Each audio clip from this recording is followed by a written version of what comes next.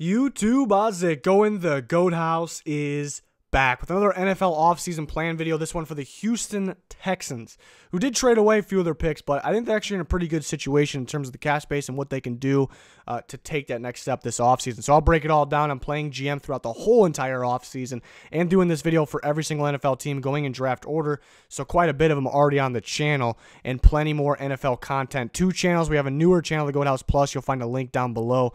Please go subscribe to that. Would really appreciate it. Trying to get the subscriber rate to kind of match on both, so we need your help there.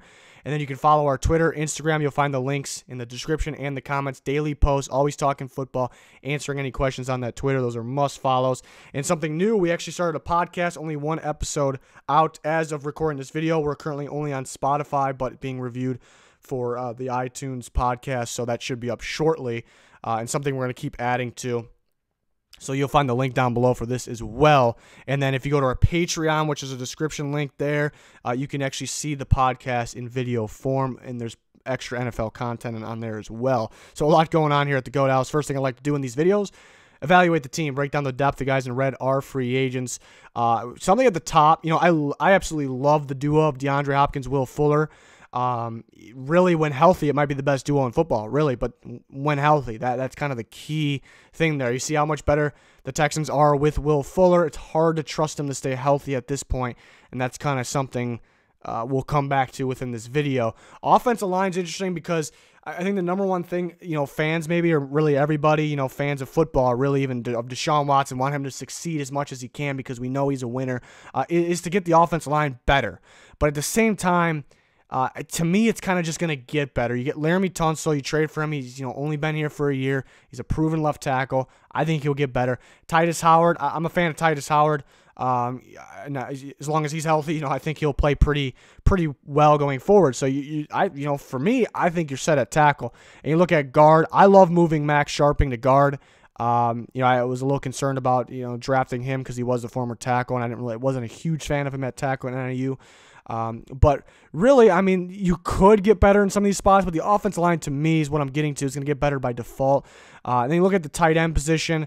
Interesting one because it's another one where you definitely could get better. Like a big-time tight end would be big time with Deshaun Watson. But you do have some guys that can play. And then you can't forget Waring was drafted last year too, so that's a guy that can kind of be sneaky and step up. But as of now, with this depth, including free agents, he's the 3rd tight end.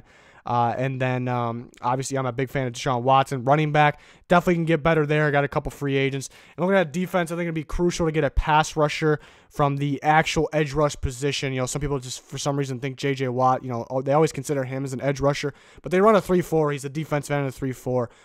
Great player, going to be a Hall of Famer, but does have that injury concern too.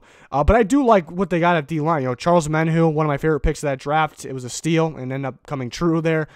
Brandon Dunn. They have some solid guys here that can play at the position that can step up. Really at that edge rush position, opposite of Whitney Merciless, I think is pretty key. I love their inside linebacker duo. Those guys are very solid.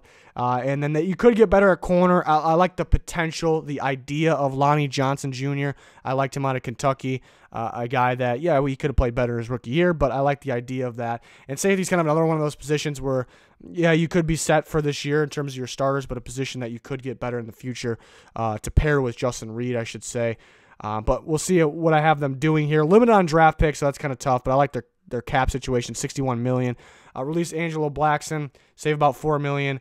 Duke Johnson was a tough one because you could keep him around as your second back. I just think he can get better. I think he can get better here. So $71.8 million we're bumping it up to while releasing Kelmedi as well. Just a depth guy that you don't really need around unless it's cheaper.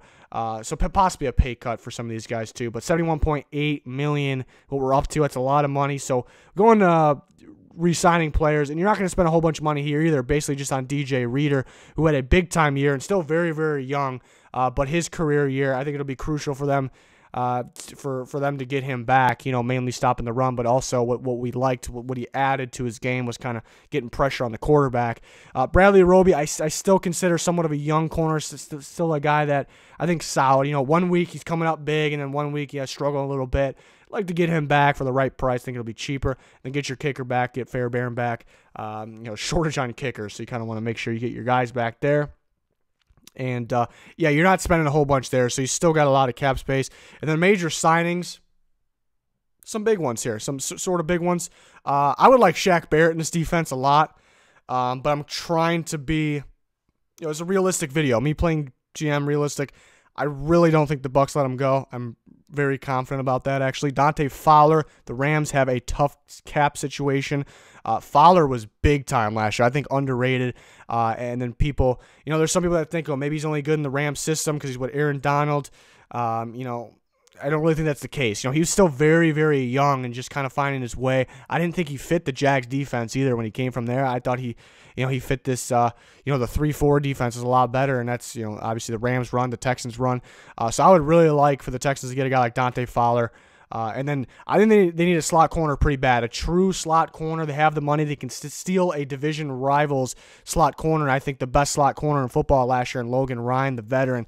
That'll make the secondary that much better. So that'd be big time for them. And then adding so at this point, I didn't re-sign Hyde. I cut Duke Johnson. I kind of want to move on from those guys, even though they looked okay at times, looked solid at times. Can't be afraid to get better here. I get Matt Breida in here, from the Niners. I don't think will be too expensive, kind of the shifty guy that can also catch the ball out of the backfield. I think it's an upgrade from Duke Johnson. Kind of got to find another guy that could be maybe that Carlos Hyde. But I'm all, especially in this offense, I just want guys. It's so important to get running backs that can catch the ball. It's just so important to me.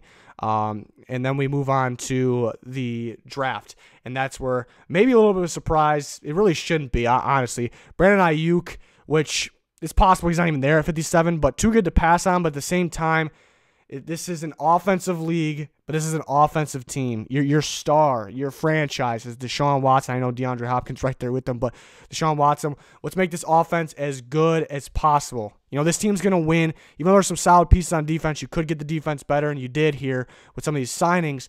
This team's going to win through offense. You want to be an elite offense. You get the ultimate speed and playmaker ability out of Ayuk. And you pair him with the other guys, DeAndre. The way I'm thinking of it is DeAndre Hopkins. I mean, if Will Fuller's in, he's receiver 2, but I'm really looking at Ayuk as receiver 2. I know Kenny Stills is solid, but I mean, you definitely can get better, especially for the future. But I mean, this just makes the team that much better. And then, like I said, I'm keeping the safety duo together, but Gibson could be cut. I would say you hang on to him for another year, but you're looking for the safety duo of the future. And then Jeremy Chin, who's really growing on me from SIU, is a sleeper prospect there. Pick him at 101. We added the pass rusher. We added Dante Fowler. There's really no depth, though. Adding Anthony Jennings, who fits this 3-4, will be crucial. And like I said, got to add another running back. Maybe more that can run in between the tackles. One that can run in between the tackles a little more than Breida. But at the same time, I need running backs to catch the ball. With this offense, any running back that's in needs to be able to catch the ball. Something that was a problem was Carlos Hyde's in.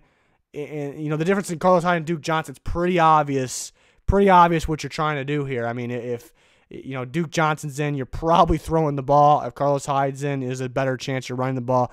You don't want to be too obvious. At the same time, Deshaun Watson, always on the move and escaping pressure. Want to be able to dump the ball off. I mean, we've seen that game-winning play against the Bills. To the running back that's open there. So, I like guys like Breida and Pirine that are known for kind of being somewhat shifty, can catch the ball very well out of the backfield, but also tough runners at the same time.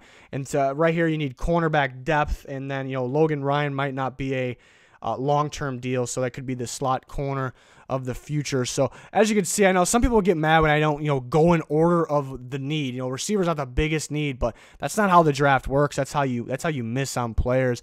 I think a guy like Ayuk, and then really considering the future of the safety position, but a guy like Ayuk is makes this offense that much better. If the Texans went this route, it's a scary, scary team. I'm not a big Bill O'Brien fan, but I'd have a lot of confidence in this team, taking this route. It is tough with the limited amount of draft picks, but again, you can get a big time. I'm looking for what they do with that. I really am with that receiver position, because you see the difference with Will Fuller and without him, and you could be confident and say, okay, Will Fuller's going to stay healthy, but man, that's a lot of confidence at the same time. I'm a big fan of that receiver. Will Fuller actually might be one of my favorite college players of all time, big Notre Dame fan, but and he's just so electric and such a threat downfield, and how much better he makes the team. I'm rooting for him to stay healthy, of course, like everybody, but you can't be afraid to get better. You make this team great. Know your identity. Your identity is Deshaun Watson. It's this offense. It's DeAndre Hopkins, but DeAndre Hopkins needs the help. it just makes everything better. So I thought that made a lot of sense. Some people may be surprised.